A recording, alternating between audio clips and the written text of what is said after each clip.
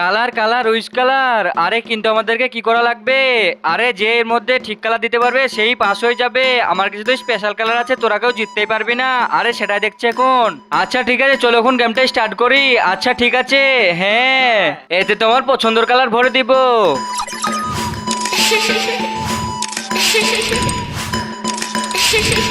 আরে এই দেখো আমার দল তো তৈরি হয়ে গিয়েছে। আরে না, এটা তো একদম ভুল হয়েছে, তুমি ডিসকোয়ালিফাই হয়ে গিয়েছো। আরে এত কালারই খারাপ ছিল, তাহলে কিনা লিমিটেড হয়ে গেছে।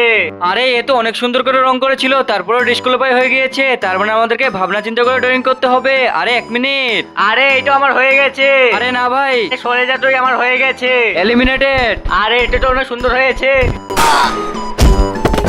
আরে একে তো আমি ওই কথাটাই বলছিলাম, এটা স্কুড গেমের ডোল, এতে অরেঞ্জ কালার থাকবে। হ্যাঁ আমি তো ঠিক বলছি, আমি দেখি এখন অরেঞ্জ কালার করে। আরে এর মধ্যে তো অরেঞ্জ কালারই নেই, এখন আমি কি করব?